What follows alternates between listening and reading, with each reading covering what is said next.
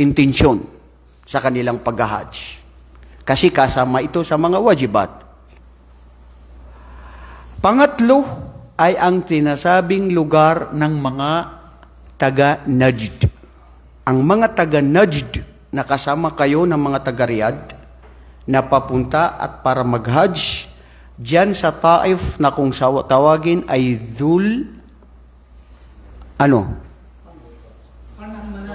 Qarnul Manazil. Isang tawag ay Sabir Kabir. Anong sinabi niyo, bro?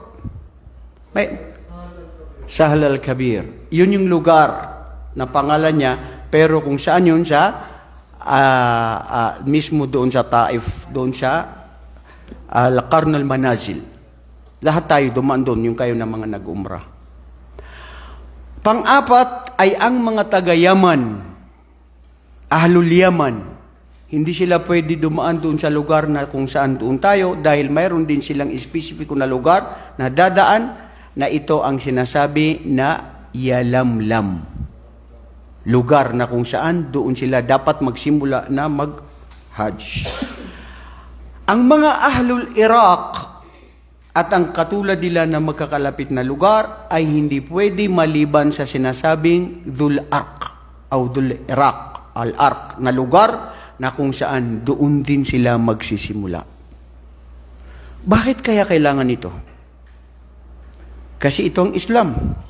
Pagsuko, pagtalima, sumunod sa anong pinag-utos ng Islam at sumunod sa anong pinag-utos ni Propeta Muhammad sallallahu alaihi wasallam.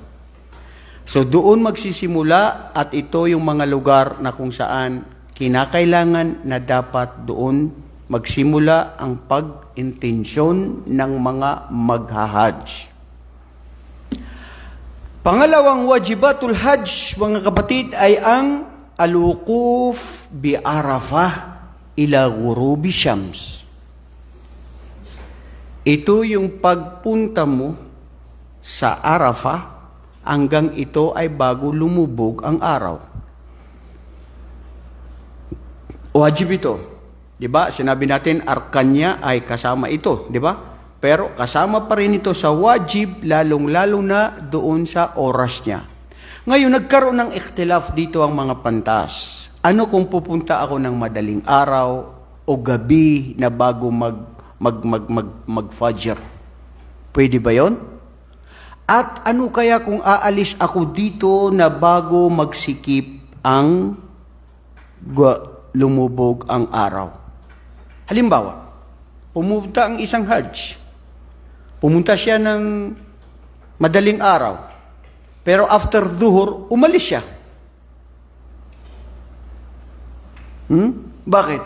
Kasi matanda na, hindi na niya kaya, o may sakit, may karamdaman, o di kaya hindi niya kaya doon sa dami ng mga tao. So, anong gagawin niya?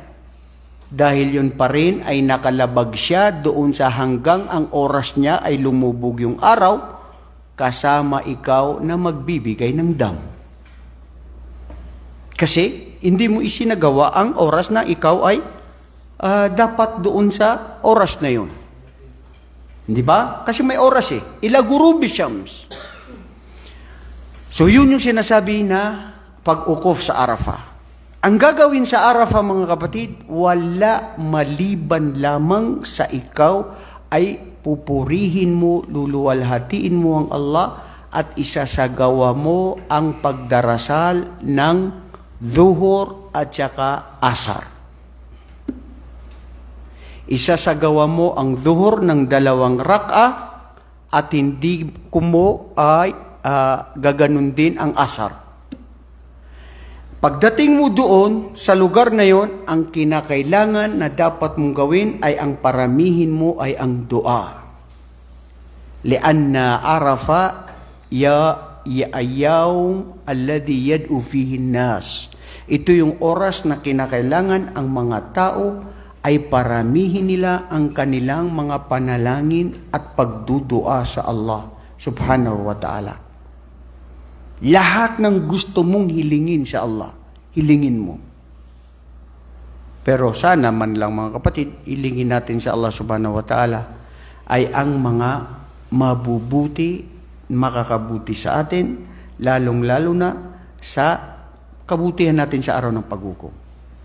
Huwag lang yung hilingin natin, Ya Allah, sana magkaroon ako ng bagong kotse, sana magkaroon ako ng bahay, sana ma-increase yung salary ko, sana mapunta ako dun sa apply ko sa Canada, dun sa Amerika. Ya Allah, sana ito ang mangyari. Ya Allah, sana yung asawa ko gusto magduwaya, hindi na makapagduwaya. Sana, Ya Allah, lahat makamundong bagay ang inihiling. Dami-dami. Puros makamundo. Bro, sister, wala ka kang ititira. Ya Allah, alam mo na ako ay chismosa ako. Alam mo ang mata ko laging tumitingin ng haram, ang aking tenga masama. Ito ako masama. Ya Allah, hiling ko, baguhin mo ako. Allahu Akbar. Ya Allah, patawad. Ya Allah, wag mo gawin ang aking mga hangarin ay puros kamunduhan na lang. Inhili ko ng marami na ganyan. Ya Allah, hindi. Ang gusto kong hilingin sa iyo ay paramihin mo na, panatilihin mo na nawa ang aking dila ay laging pumupuri, lumulolhati at pumupuri sa iyo. Yan mga magandang dua, bro, di ba? Oo, pwede kang humili. Ya Allah, sana makapas yung anak ko na maging engineer, doktor. Ya Allah, sana ito ang mangyari dito sa buhay namin. Pero, subhanallah, bakit hindi natin hilingin yung alam natin na makakabuti sa atin sa mundo, lalong-lalo na sa araw ng paghukom? Kasi pag yun ang tinanggap ng Allah, ang panalangin mo yun ang number one, bro. Kasi dito sa mundo, ilingin mo sa Allah, ibigay niya sa iyo. Dito lang sa mundo, tapos na, wala na. Kung mahiling mo yung patungkol sa araw ng paghukom, tanggapin ako, Ya Allah, sa paraiso. Patawarin ako sa aking mga kasalanan. Mga kapatid, alalahanin ninyo, pakatandaan, walang tunay na tagumpay dito sa mundo. Lahat ng sino mang nagtagumpay dito sa mundo ay nagkaroon ng the end, pagwawakas. Kasi ang tunay na tagumpay ay walang wakas. Forever. At ang tunay na tagumpay ay ikaw ay tanggapin, ako, tayong lahat, sa paraiso ng Allah. Yan ang tunay na tagumpay, bro. At kung bakit tayo nag-hajj, bakit tayo nag-aaral, bakit tayo gumagawa ng kabutihan, bakit tayo umiiwas sa haram, ay para kalugdan tayo ng Allah at tanggapin ang ating mga mabubuting gawain. At ang tunay hangarin ng Muslim ay ang paraiso ng Allah, subhanahu wa ta'ala. Okay, so nakuha natin yung sinasabing al-wuquf bi Arafah ila ghurubi syams. Pangatlo ay ang sinasabi na al-mabitu bi Muzdalifah. Al-mabitu bi Muzdalifah, mga kapatid, ito yung panandaliang gabi na ikaw ay nandoon muna sa Muzdalifah na humigit kumulang mula sa Arafah. Kasi kayong mga first-timer na mag-hajj, pagkatapos ng Ghurub Syams, sa oras na nag-ghurub na ang Syams na naging Maghrib, papahintulutan na ng mga pulisya na naka-assign doon sa Arafah na umalis na kayo. Sa oras na pag-alis, darating kayo doon sa Muzdalifah na maaari sobrang 1 oras. Yung iba dahil naglalakad sila sa dami ng tao, abutin niya ng 2 oras ng paglalakad. Depende yan. Kung may kotse ka, nasa bus kayo, 30 minutes, 1 hour, siguro makarating na kayo doon sa Muzdalifah. Al-mabitu mi Muzdalifah, na ikaw ay mananatili doon ng pansamantalang gabi hanggang kinabukasan ng after Fajr, na bago kayo ay aalis doon patungo doon sa Jamarat. Anong gagawin sa Muzdalifah?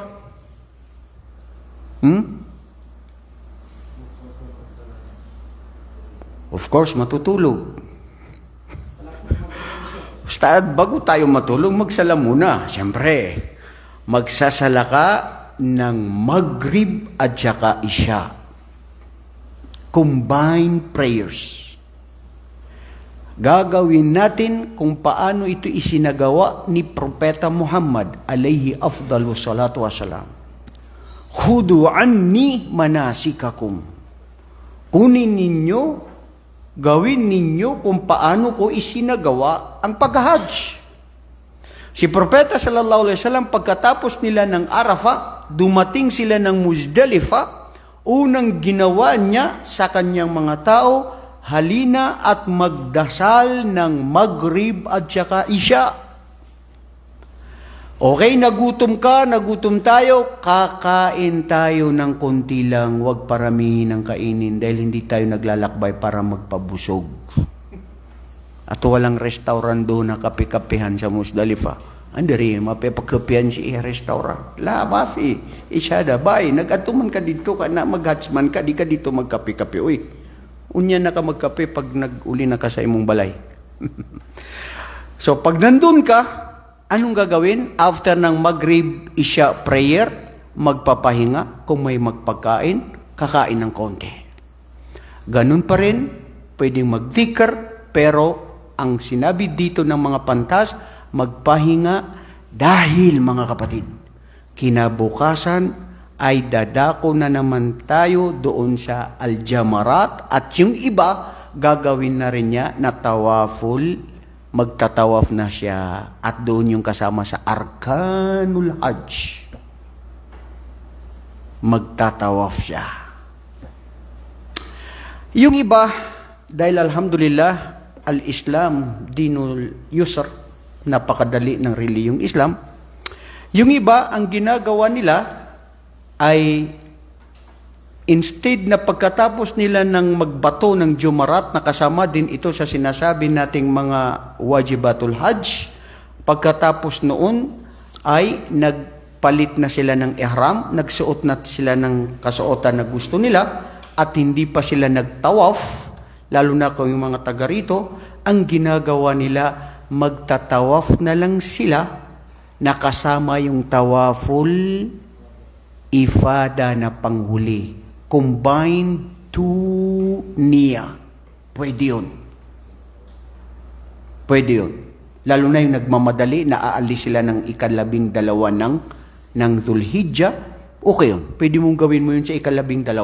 Pero, ang pag-iingatan mo dito, bro, hindi nakapagpalit ka na ng damit, ay pwede ka nang makipagtalik sa asawa mo, pwede mo nang gawin ang mga bagay na ikaw ay gawin kasi pansamantala pa lang yun hanggat hindi ka nakapagtawaf. Kaya yung iba, ang ginagawa nila, lalo na yung nasa malayong lugar, galing sa Pilipinas, halimbawa, nagtatawaf na sila ng tawaf al-ifada at nagtatawaf na sila ng nagsasai, which is kasama na yun sa mga rukun ng Hajj, tapos na. Tapos magtatawaf na lang sila ng last tawaful wida na gagawin nila pag malapit na silang mag-flight. Isa rin maganda yon, lalo na yung magtatagal dyan sa Magka at sinasabi natin ito sa mga hujjaj na galing sa Pilipinas. Huwag niyong gawin na katulad ng ginagawa ng iba na matagal na kayo dyan, hindi pa kayo nagtawaf ng tawaful ifada at antayin mo pa yung tawaful wida, isang ligo ka pa na nandyan, na mahirap yun. Lalo mo pahirapan ang sarili mo, lalo na kung kasama mo ang misis mo, baka may mangyari, iniiwasan ng lahat. So ang punto rito mga kapatid, kung kakayanin at alam mo na makakabuti sa iyo na kayanin mo, gawin mo na. Nakakaintindihan mga kapatid? Yun yung sinasabi na al-mabit bimuzdalifah. Huwag mo pahirapan ng sarili mo. Okay, may mga nagsasabi, Ustad, doon daw magkuha ng mga kuan ba? Sani, katong giingon ng mga tigulang, magkuha ng bato dito. Sige, masyro, pwede kang kumuha doon ng mga bato. Pero hindi lang naman ang punto doon ay kukuha ka doon ng mga bato. Ha? Pero pinapahintulutan doon sa oras na yun, doon ka kumuha ng mga bato.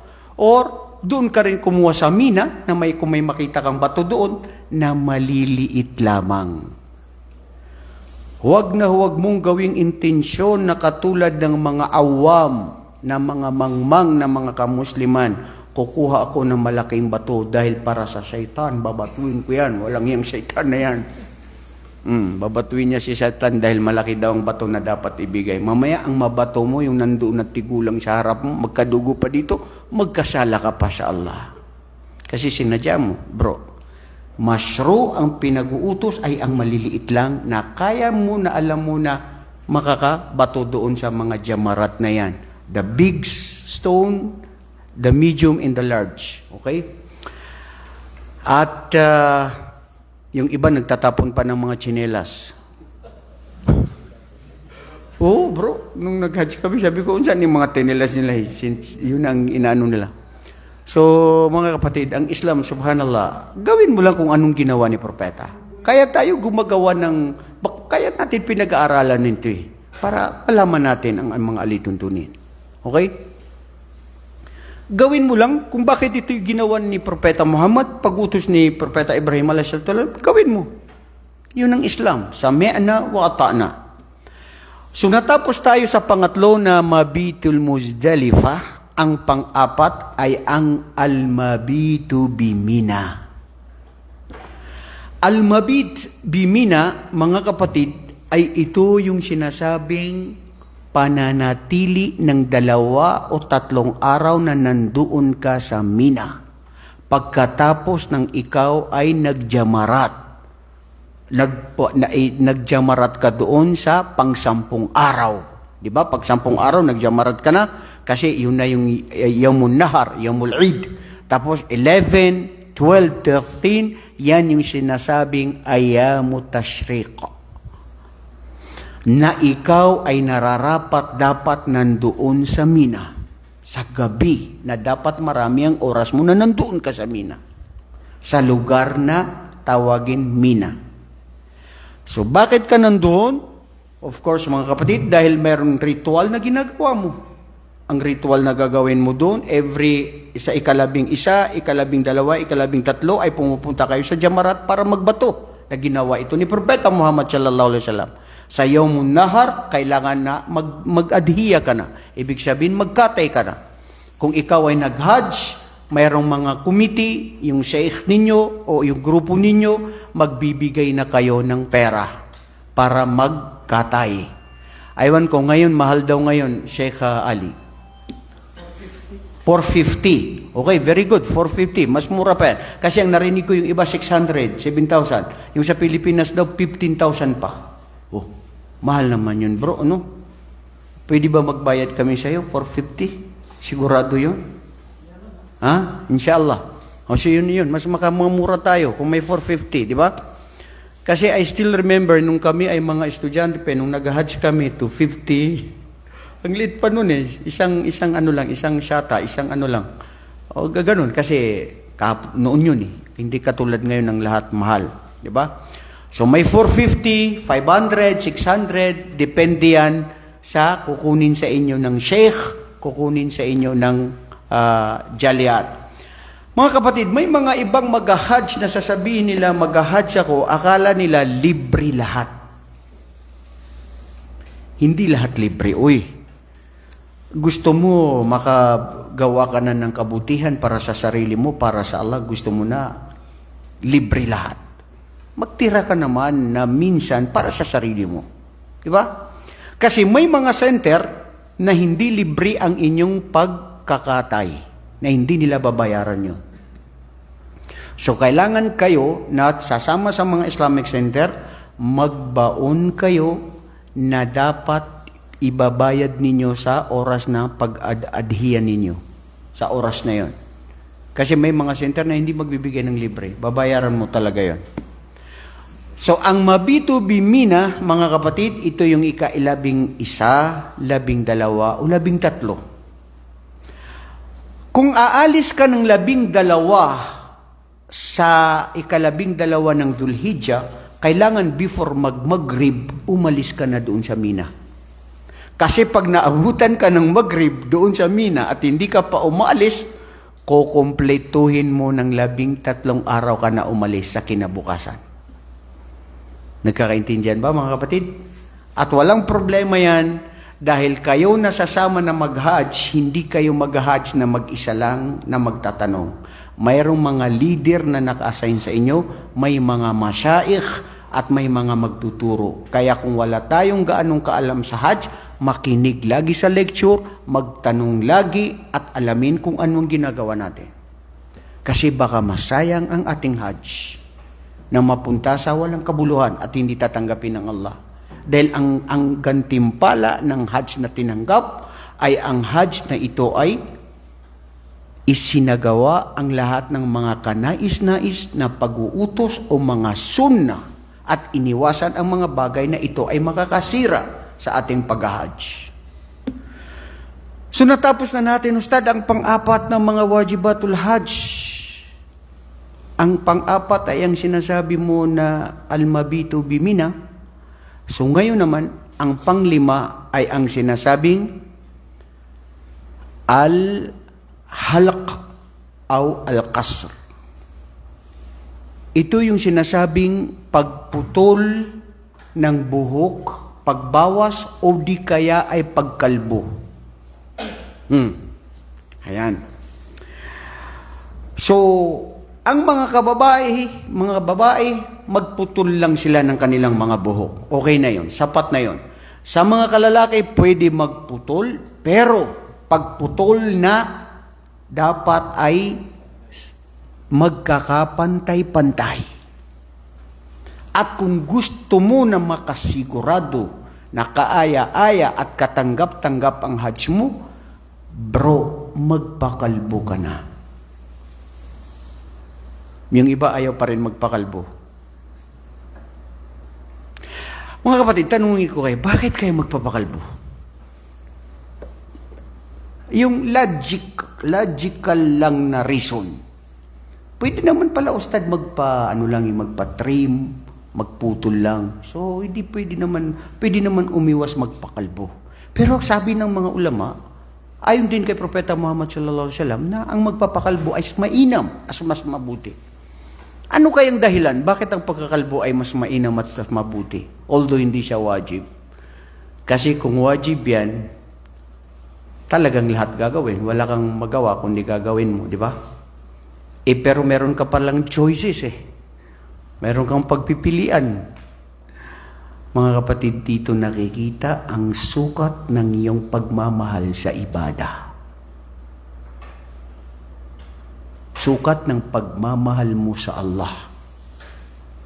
Bakit hindi mo gawin ang kaaya-aya? Ang pinakamainam at pinakamas mabuti. Kung magpapakalbo ka nga na pumunta ka at sumali ka sa mga fraternity, nasasabihin nilang pag hindi ka nagpakalbo kalas, hindi ka mamimembro sa aming federasyon. Oh, magpapakalbo ako, sister! Bisag sister ka, magpakalbo. Kasi yun lang ang ritual na makapasa ko dyan sa sa fraternity namin. Ito pa kaya, bro, na para sa Hajj, para sa Allah. Alam niyo ang aral dito, mga kapatid, ang tao, ang gusto niya sa sarili niya, laging maganda tignan. Mabuti tignan. Tama? Mali. Itaas ang kamay sa inyo na siya ay nakikita na hindi mabuti tignan. Lagi natin gusto na mabuti ang pagtingin sa atin ng tao. May magandang buhok na hindi kalbo. Laging nakasuklay. Sa mga babae, kaya nagme-makeup sila, maganda na sila, nagme-makeup pa, nagpipintura pa sila ng kanilang mga buhok. Di ba? Paano na yun mangyayari yung ganun? So, bakit kinakailangan nito, mga kapatid? Dahil dito titignan kung paano mo isasakripisyo ang pagtitiis mo na ito ay gagawin mo sa Allah. Bakit inaayos mo ang sarili mo? Oras na ikaw ay mamamatay, sasabihin mo sa mga tao, kamag-anak mo, uy, bihisan ninyo ako, suklayin ninyo ako, huwag niyo ipakita na ito, ganito. Patay ka na, wala nang silbi. Bro, ito dito natin na ipapakita kung paano natin mas napangingibabaw ang takot sa kagustuhan ng Allah kaysa sa kagustuhan ng pangsarili mo. Kasi may mga tao talaga na ayaw nilang magpakalbo. Okay, hindi wajib. Pero bro, Para yan sa Allah. Para yan sa ritual mo, sa buong buhay mo. Subhanallah, ba't ayaw mo gawin? So, I mean, yan ang mga punto na kung bakit mas kaaya-aya yun. Ang sinasabing, ang pagpapakalbo. At yun ang pinakamas mainam. So, natapos natin ng panglima. Una ay ang sinasabi nating al-ihram, al-uqufu bi Arafah ila ghurubi syams, al-mabitu fi Muzdalifa, wal-mabitu fi Mina, al-halq wal-qasr. Ano ang pang-anim?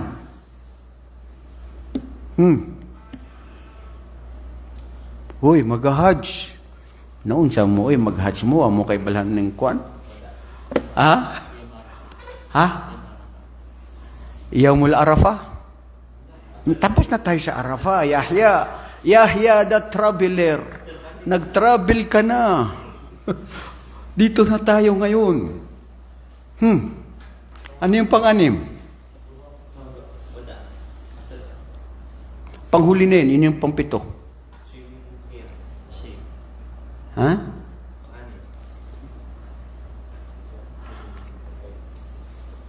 Ano ang pang-anim? Ang panghuli ay yung tawaful wida. Bago tayo dyan pumunta, ano yung pang-anim?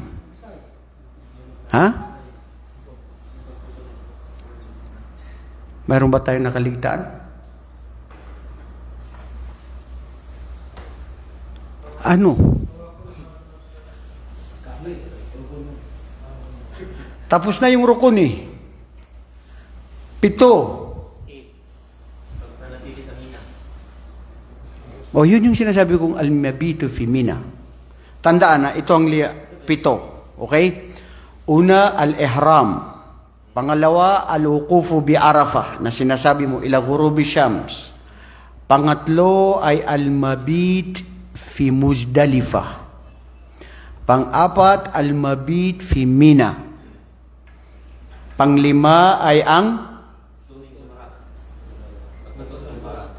al-jamarat. Very good. Yan ang nakalimutan natin. Dapat yan ang panglima. Al-jamarat, mga kapatid, yan yung pagbabato. Pagbabato natin sa loob ng sayaw munahar, 11, 12. Okay? Yan yung pagbabato natin hanggang sa 13 kung sino yung mananatili doon ng 3. Yung pagbabato natin sa mga jamarat. At ang pang-6 ay ang sinasabi na al-halq wa al-qasr. Yung pagbabawas ng buhok, ng ating mga buhok. Pang-7 at ito yung last ay ang sinasabi na ang tawaful wida. Pamamaalam mo na ikaw ay mamamaalam na sa Allah subhanahu wa ta'ala at sana tinanggap niya ang iyong hajj. So ito mga kapatid, ang paggawa at ang pagsunod dito sa mga sinasabing ritual o pag-uutos sa wajibatul hajj, kung bakit natin ito isinasagawa, ay una, dahil ito ay alinsunod sa pagsagawa, pagsakilos ni Propeta Muhammad sallallahu alaihi wasallam. Khudu ani manasik ako. Kunin nyo sa akin, tignan ninyo kung paano ko isinagawa ang pag-hajj. Doon sa pag-hajj, mga kapatid, maraming mga pagsubok na inyong mararanasan. Katulad ng ano? Pagsubok ng mata. Dahil ang mata, makikita niya sa buong buhay niya ang hindi pa niya nakikita. Naana siya. Ustad, paryas ana na good. Oo. Mayroon kang makikita na, ito pala yung mga sister natin na taga-Europe. Yan, dyan na yan mag-umpisa. Ayaw mo tignan eh.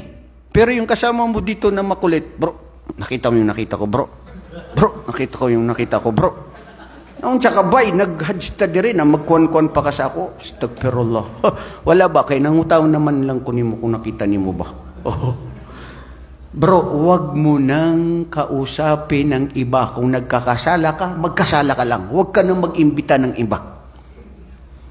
Magsabi ka na lang ng astagfirullah. At ikaw din nakasama niya, huwag kang usosero. Bro, bakit ka nag-astagfirullah, bro? May nakita ka? Saan yung nakita mo? Yan ang problema. Nagkasamahan na rin kayo. Malay mga kapatid, ang mata nagkakasala. Pananagutan natin ito sa araw ng paghukom. Mga kapatid, kung mag-hajj ka man lang na dito sa mundo, hindi ka pa nag-hajj, sanayin mo na ang mata mo. Huwag kang tumingin sa mga bagay na ipinagbabawal ng Allah. Isipin mo may mga taong mga bulag, hindi nakakakita. Ikaw na binigyan ng Allah ng magandang mata, itinitingin mo pa ito sa haram, lalong-lalo na pag ikaw ay nag-hajj. Diyan nakakapagsimula, makapag-isip ng masama. Diyan nagsisimula para ikaw ay makagawa ng kasalanan. So bukod pa sa mata, Ustad, anong pagsubok? Ang iyong tenga. Ang tenga mo, gustong-gustong makinig ng chismis. Nandun na kayo sa Musdalifah, nandun na kayo sa Mina, nagtitipo ng mga chismosa. Uy, may bagong istorya sila, dili. Uy, unsan yung mga istorya nila? Bay, ba't kayo lang nag-istorya? Ano bang bago? Delikado na. Bro, oras na ikaw ay nandun sa ritual ng Hajj, baguhin mo ang sarili mo. Mahilig ka makinig, oras na yun, umiwas ka. Alam mo na ito, maraming istorya, umiwas ka sa kanya. Alam mo ito, laging gumagawa ng haram, umiwas ka sa kanya. So ang tenga, iniiwasan natin na makinig sa anumang mga chismis, anumang mga hindi kaaya-aya na pakinggan sa Islam.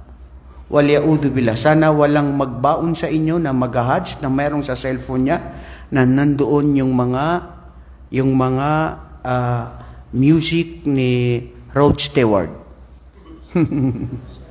At kasama ang air supply na nandoon ka mismo sa Makkah o nandoon ka sa Musdalifah gabi. Sabi niyo, Ustad, wala naman daw tayo gagawin. Pwede tayo matulog, nakakaon. Di ako nakatulog kasi dapat pakinggan ko muna may bago, yung selos na kanta. Na pati katawan mo, sumasayaw na rin. Astagfirullah. Hindi ka ba nagkakasala? Anong pagtatawba mo, bro, para magbago? Sige nga. Wallahi. Sanayin mo ang mata mo, ang tenga mo, na bawal gamitin sa hindi kaaya-aya. Pangatlong malaking pagsubok, mga kapatid, ay ang ating dila. Ang dila na ito, na siyang bawat nababanggit, bawat nasasalita, bawat nabibigkas nito ay isinusulat ng mga anghel, ilayhi yas'adu kalimu tayyib, at ang mga mabubuting salita na nabitiwan natin, papuri luwalhati sa Allah, ay ito ay itinataas ng mga anghel sa kanya sa Allah subhanahu wa ta'ala. So ano pa kaya kung ang mga salita mo ay pagmumura, paglilibak, pagsasalita ng masama sa kapwa-tao, lalong-lalo na mga kapatid sa pagdating sa Hajj, anong dapat nating iwasan dito sa Hajj? Yung jidal. Ma'anal jidal? Ano ibig sabihin ng jidal?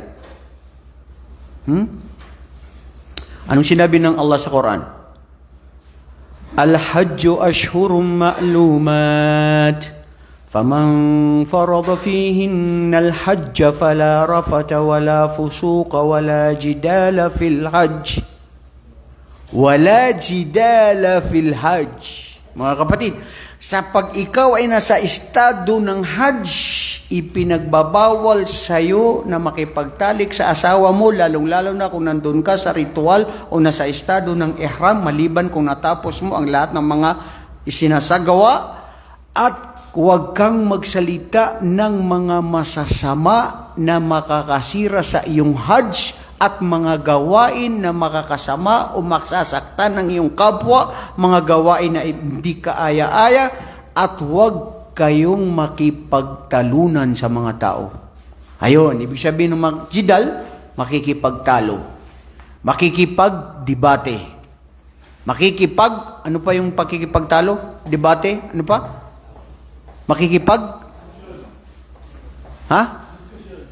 Makipagdiskusyon.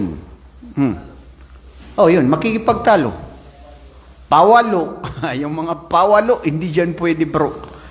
Alam mo yung pawalo? Pilosopo. Yung ayaw niya magpatalo sa kanyang paninindigan. Gusto niya sabihin niya, mas tama ako. Maski mali yung sa kanya. Lampawi Samrano.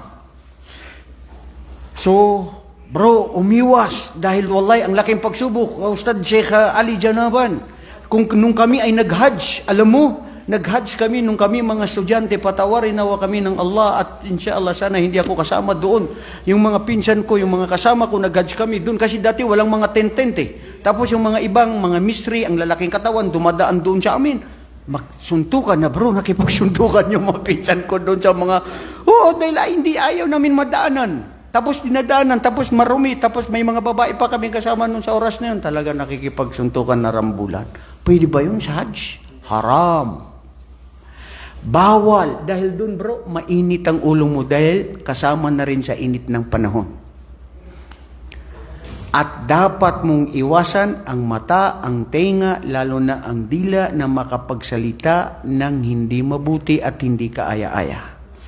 Mga kapatid, ang Hajj na ito ay isa sa mga sagrado na ritual, alituntunin o haligi ng Islam na dapat isagawa ng isang Muslim na kaya niya at huwag mong sayangin ang panahon at oras na hindi mo makamit ang gantimpala na ipagkakaloob ng Allah na ikay patatawarin sa lahat ng mga kasalanan mo. Basta gawin mo lang ang tunay na mga ipinag-uutos at alintuntunin ng Hajj. So sana sa mga sandaling ito, alhamdulillah, kailan kayo alis sa Wednesday? Ano yun? June 11 o 12? Masya Allah, June 12. Independence Day pa yun sa Pilipinas. June 12, alis ang Islamic Center ng Second Industrial. At doon sa amin hanggang ngayon nag-aantay pa kami sa sana ay may dumating pang biyaya ng mga tasre. Kasi may chance pa naman daw. Yung iba sabi nila, the day before aalis may dumarating. At yun na nga, inaantay namin na sana may dumating.